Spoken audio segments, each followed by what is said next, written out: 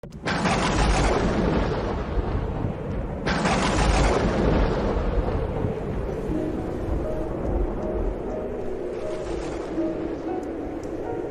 ce temps-là, Jésus disait aux foules, « Il en est du règne de Dieu comme d'un homme qui jette en terre la semence, nuit et jour, qu'il dorme ou qu'il se lève, la semence germe et grandit. Il ne sait comment. D'elle-même, la terre produit d'abord l'herbe, puis l'épi, enfin du blé plein l'épi.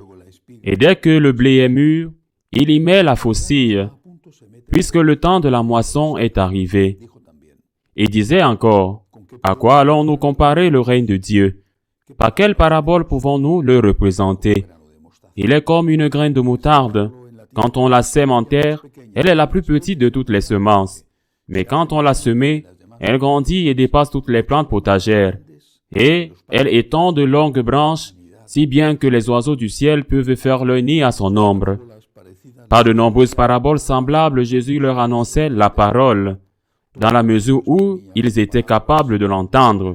Il ne leur disait rien sans parabole, mais il expliquait tout à ses disciples en particulier. Acclamons la parole de Dieu. Il y a tant d'enseignements dans n'importe quel fragment de l'Évangile.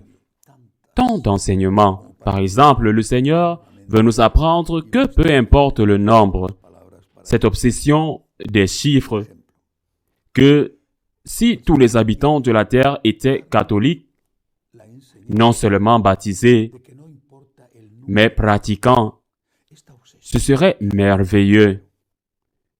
Que si, dans chaque paroisse, il y avait 10 prêtres pour s'occuper des longues files de pénitents et de fidèles, ce serait merveilleux. Que nous ne voulons pas grandir ou être nombreux, le Seigneur nous a dit d'évangéliser. Le problème est le prix. Quel prix dois-je payer?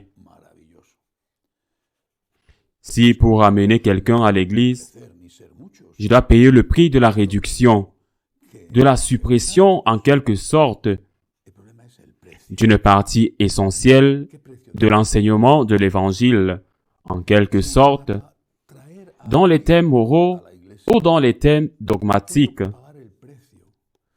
dans les thèmes liturgiques. Si je dois mettre en vente les enseignements du Christ pour la fin de la saison, si je dois mettre en vente les enseignements du Christ pour la fin de la saison, si Dieu le veut, nous serons nombreux, mais pas au prix de la trahison de Jésus-Christ, qui est par ailleurs un piège du diable, car la réalité montre qu'en matière de foi, les choses ne se passent pas de la même manière qu'en matière de marché. Eh bien, en matière de foi, les églises qui ont utilisé les soldes de fin de saison ont non seulement dévalué le produit, je suis désolé d'utiliser ce concept, le produit qu'elles offrent, mais les gens ne l'ont pas acheté. De moins en moins de gens vont dans ces églises qui ont abaissé la barre, pensant à tort que de cette façon, plus de gens iraient dans leurs églises. Plus une communauté religieuse est libérale, moins de gens y vont. D'un point de vue humain, plus elle est libérale, moins elle est exigeante. Plus de gens diraient « Eh bien non ». Le contraire est vrai. Nous devons être fidèles au Seigneur, même si nous sommes 4, même si nous sommes très peu. Nous ne pouvons pas offrir un message en pensant aux applaudissements de ceux qui nous entourent. Nous devons offrir un message en pensant aux applaudissements de Dieu. À l'Église,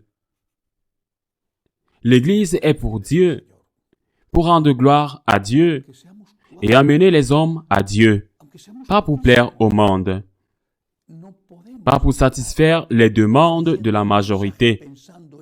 Premier enseignement, ne vous inquiétez pas d'être une minorité. Inquiétez-vous d'être fidèle. Le reste viendra quand il devra venir et en plus, nous avons l'histoire de notre côté. que 12 ont commencé. Et il y a eu 3 siècles de martyrs. 3 siècles de martyrs. Cela à Rome, dans l'Empire, sans compter les martyrs successifs, le martyr, la persécution. Être contre le monde n'a jamais été un empêchement à grandir. La trahison de Jésus-Christ est un empêchement à grandir. Premier enseignement. Deuxièmement, dans le premier exemple, le premier mot que Jésus dit, c'est que la terre produit du fruit d'elle-même. Après avoir semé la graine, d'abord les tiges, puis l'épi, puis le grain. Nous devons croire à la force du message que nous présentons. Nous devons croire à la force de la vérité. Et bien sûr, nous devons présenter la vérité de manière éloquente, convaincante. L'Église l'a toujours fait. L'Église a toujours essayé d'être raisonnable dans le sens où elle présente les vérités de la foi d'un point de vue rationnel qui peut être compris, bien sûr, mais c'est une chose et la trahison en échange des applaudissements de l'auditeur en est une autre. Nous devons croire en la force du message. Quel est notre message? Qu'est-ce que c'est? Qu'est-ce que c'est? Qu'est-ce qu'on appelle en théologie le kérygme, qui est différent du charisme qui est un don donné par le Saint-Esprit? Le kérygme, quel est notre message? Est-ce qu'il a de la force? Est-ce qu'il en a eu? Qu'est-ce qu'il en a? Qu'est-ce qu'il en aura? Quel est notre message? Quel est notre message? Dieu existe. Dieu est amour. Dieu a donné sa vie pour nous et Dieu nous a ouvert les portes du ciel. Il y a de l'espérance. C'est notre message et cela a de la force parce que l'homme, l'être humain, chacun de nous aspire au ciel, même s'il ne le croit pas. Il aspire au ciel d'où nous venons, c'est-à-dire que nous venons de Dieu le Créateur et nous aspirons à retourner à Dieu, même si beaucoup ne croient pas en Dieu. Nous ne pouvons pas vivre dans une ruine. Vous ne pouvez pas vivre dans un monde détruit. Et je ne me réfère pas seulement au point de vue matériel, mais au point de vue spirituel. Nous aspirons à la paix. Nous aspirons à être bien et nous aspirons et souhaitons que lorsqu'un enfant meurt ou lorsque votre mère meurt, nous ne disparaissions pas pour toujours et que lorsque l'on vous diagnostique un cancer, lorsqu'on vous dit que vous avez un problème incurable et que c'est la fin et que vous êtes jeune ou vieux, nous aspirons à ne pas disparaître pour toujours. C'est notre message. Il y a la vie éternelle. Pourquoi devons-nous avoir honte de notre message? C'est un message puissant. C'est un message qui a de la force. La seule force que nous devons faire est de ne pas le cacher et de laisser la terre travailler d'elle-même. De ne pas cacher le message, d'être honnête et de le présenter. Dieu existe. Dieu vous aime infiniment. Vous ne comprenez peut-être pas pourquoi, s'il vous aime infiniment, ceci vous arrive. Ceci vous arrive. Ceci arrive à la personne que vous aimez. OK? Là, vous avez Jésus-Christ, qui a eu la même chose et pire que vous. Mais il a été ressuscité. Ne comprenez-vous pas? Vous comprendrez, il y a la vie éternelle. C'est notre message.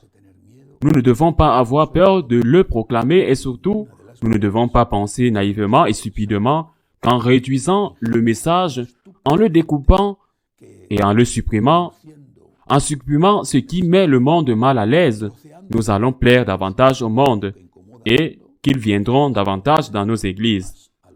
Je ne sais pas si nous plairons au monde, mais ils ne viendront certainement pas davantage dans nos églises. Ne craignez pas, petit troupeau.